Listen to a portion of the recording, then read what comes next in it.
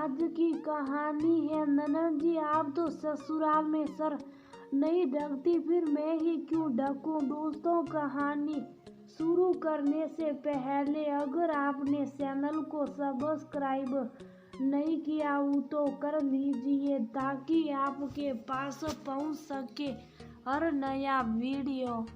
उसके चेहरे से डर साफ झलक रहा था, क्योंकि उसे पता था कि उसने ननन के ससुराल में बिना सर पर पल्लू लिए हुए साड़ी पहनी है और ये बात उसकी ननन को फूटी आंख नहीं सुहाएगी। वह तो फिर रिश्तेदारों का भी लिहाज नहीं करेगी, सबके सामने उसकी बखिया उधेड़ कर रख देगी। लेकिन उसने फिर भी आज सासू माँ के कहने पर हिम्मत कर ही ली, क्योंकि अब ये पल्लू करके वह थक चुकी थी। इस समय संजना अपने पूरे परिवार के साथ ननन के देवर की शादी में आई हुई है, जहाँ आने से पहले ही सास ननन उसे सख्त ताकीद कर चुकी थी कि पल्लू सर से खिसकना नहीं चाहिए, क्योंकि यहाँ ननन का पूरा खानदान मौजूद था। जबकि ननन खुद और उसके पूरे परिवार में कोई सर पर पल्लू नहीं किए जा, लेकिन भाभी पर अपनी जबरदस्ती की ठसक बनाए रखने के लिए ननन राखी अपनी माँ से कहकर उसे सर पल्लू करने को मजबूर कर रही थी। संजना बेचारी भारी भरकम साड़ियों में सर ढकते ढकते परेशान हो गई। पल्लू सर पर रुकता नहीं, जैसे ही सास ननन की ओर निगाह जाती उन्हें अपने और घूरते पाकर वह पल्लू खींचती, जिससे बन जाता। बाद में जब खोलती और सुलझाती तो वहाँ के बहुत सारे बाल टूट जाते। आज भी उसे पूरे दिन बहुत दिक्कत हुई, वह खिसिया कर रह गई, लेकिन मन ही मन कुछ सोच कर खुश हो गई। रात में जयमाला के समय पूरे परिवार की लड़कियां औरतें ब्यूटी पार्लर चली गई तैयार होने। घर में सब कुछ बड़ी बुजुर्ग औरतें और संजना बसी। संजना को उसकी ननन ने यह कहकर घर पर ही रहने दिया, तुम्हें तो वैसे भी सर ढक कर साड़ी ही पहनना है, तो पार्लर में तैयार होकर क्या करोगी जीजी। मुझे वैसे भी पार्लर का मेकअप पसंद ही नहीं आता, मैं खुद ही तैयार होना पसंद करती हूँ। कहने को तो कह दिया, लेकिन संजना को उसकी बातें बुरी तरह चुभ गई। उसने जयमाला के लिए पहले अपनी सासू माँ को अच्छी तरह तैयार किया। जब वो सर पर पल्लू रखने लगी तो संजना ने उन्हें टोक दिया, माँ जी आज मेरे कहने से सर मत ढकिए, बार बार पल्लू खींचने में आपके सारे बाल खराब हो जाते, जो फोटो में बिल्कुल अच्छे नहीं लगते। मेरी बात अलग है, मैं बहू हूँ, लेकिन आप तो बड़ी हैं, तो आपको ये सब करने की कोई जरूरत नहीं है। फिर जीजी के घर में तो बड़ी बुजुर्ग तो क्या जो नई नवेली हैं, जीजी खुद भी कोई ये सर पर पल्लू नहीं रख रही। कहकर संजना चुप हो गई।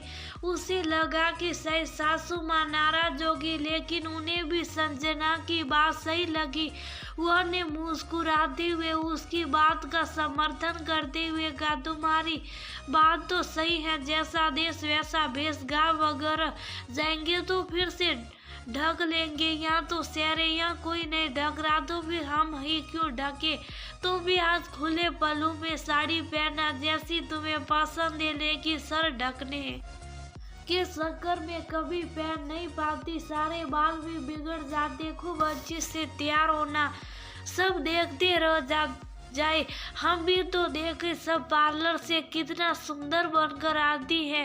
कहकर वो हंसते हुए चली गई। थोड़ी देर में सब एक एक करके तैयार होकर आने लगी। कुछ एक ने ढंग के कपड़े पहने थे, कुछ जिनके शरीर पर अच्छा भी नहीं लग रहा था, वो ने गाउन, क्रॉप टॉप, लहंगा और भी कई तरह के ड्रेसेस पहन रखे थे, जो उनके शरीर पर बिल्कुल सूट नहीं कर रहे थे। पीछे से ननन गोरी होकर आई, तभी संजना भी आ गई, जहाँ उसे देखकर सासू माँ दमयंती जी की आंखें चमकने लगी।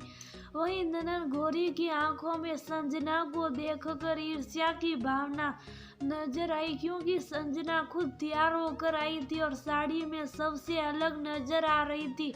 सब जहाँ एक जैसे ड्रेसेस पहनकर आजकल के ट्रेंड को फॉलो कर रहे थे। सही वह उनके ऊपर सूट कर रहा हो या ना कर रहा हो, लेकिन सब भेड़साल में लगे हुए थे। वह संजना बहुत सुंदर सी बनारसी सिल्क की फिरोजी साड़ी खुले पल्लू में पहने हुए सबसे अलग और ग्रेसफुल नजर आ रही थी। उसका सिंपल सोबर मेकअप और खुले लहराते बाल उसकी सुंदरता में सारा चांद लगा रहे थे। गौरी को कुछ कहते नहीं बन पड़ा तो उसने जड़ से बोल दिया, तुम यहाँ बिना सर ढके कैसे आ गई? मेरे घर के लोग क्या कहेंगे? जाओ दोबारा से कायदे से साड़ी पहनकर सर ढक कर और बाल बांध कर आओ। ऐसे अच्छा नहीं लग रहा। तैयार होकर आईना नहीं देखा था क्या? जी आज मुझे सासू माँ ने खुद ऐसे तैयार होने की इजाजत दी है। आपने शायद माँ जी को नहीं देखा। आज ने भी मेरे कहने पर सर पर पल्लू नहीं लिया है। ओ मेरे पीठ पीछे तुमने माँ का मैड डाइवर्ट कर दिया। बहुत चालाक निकली तुम। चलो माँ तो बड़े बुजुर्गों की गिनती में आती है, वह तो हमेशा से करती आ रही है। आज उतार दिया तो कोई बात नहीं, लेकिन तुमने उनकी बराबरी करने का सोच भी कैसे लिया? आज मैंने भी अपनी सासू माँ की ही मर्जी से अपने सर पर पल्लू नहीं लिया। वो ने ही मुझे इस तरह से तैयार होने की इजाजत दी है। और जी आप एक बात बताएं, आपके घर नया पुराना कोई भी सदस्य यहाँ, फिर आप खुद कोई भी अपना सर नहीं ढकती, फिर आप मेरे ही पीछे क्यों पड़ी रहती हैं? माँ को भी भड़काती रहती हैं। फिलहाल आपका आदेश सासू माँ के आदेश से बढ़कर नहीं है मेरे लिए, इसलिए मैं जैसी तैयार हूँ वैसी अच्छी लग रही हूँ और आप करने से मैं कुछ बदलाव नहीं कर रही। संजना ने अपनी ननद गौरी को साफ शब्दों में कह दिया। अब तो गौरी सटपटा कर कुछ और कहने जा ही रही थी, तब तक दमयंती जी भी संजना को ढूंढते हुए आ गई और गौरी और संजना की कुछ बातें उनके कानों में भी पड़ गई, जिसे सुनकर वो ने अंदाजा लगा दिया कि सर ढकने को ही लेकर बसबाजी चल रही है। गौरी, मेरी बहू पर हुक्म चलाना बंद करो। आज तक तुम मेरे कान भर कर उसके खिलाफ भड़काती रही, लेकिन आज सबको देखकर सब समझ में आ गया। इंसान को दूसरे को वही बात करने के लिए बोलना चाहिए जब वह खुद उस बात का अनुसरण कर रहा हो। मेरी बहू सर ढकने को मना कर रही, बस ऐसे शादी ब्याह के मौके पर वह भी सबकी तरह खुलकर तैयार होकर एंजॉय करना चाहती है, तो मुझे तो उसमें कोई बुराई नजर नहीं आ रही। तुम बेकारी हमेशा उसके पीछे पड़ी रहती हो। तुम अपना देखो, उसे मैं देख लूंगी। और फिलहाल यह मौजूद सभी लोगों मेरी बहू सबसे अलग और खूबसूरत लग रही। उसने भेड़ साल का अनुसरण ना करके अपने भारतीय संस्कृति के अनुसार साड़ी पहनी, वह मुझे बहुत अच्छा लगा। वह भी शादी तो जिद करके अपने लिए ऐसी कोई ड्रेस ले सकती थी, लेकिन उसने मेरी मर्जी देखते हुए कुछ नहीं कहा और साड़ी पहनी और बहुत अच्छी तरह पहनी। वह खुश, मैं खुश, इसलिए अब तुम भी खुश हो जाओ और भाभी पर जरूरत से ज्यादा ध्यान देने की बजाय अपने आप और अपने घर पर ध्यान दो तो ज्यादा अच्छा रहेगा। अपनी बहू का ध्यान मैं खुद रख लूंगी। ये कहकर सासू माँ संजना का हाथ पकड़कर बाहर निकल गया। संजना का दिल सासू माँ के लिए सम्मान और प्यार से भर गया। वही ननद गौरी के लिए उसका मन बलिया उछल रहा था। जबरदस्ती की हनक बनाने के चक्कर में मुंह की खा गई। वह भी अपनी ही माँ से ये सोचते हुए उसके चेहरे पर मुस्कुराहट आई और वह शादी की मौज मस्ती में व्यस्त होकर दयानंद फोटो क्लिक करवाने लगी।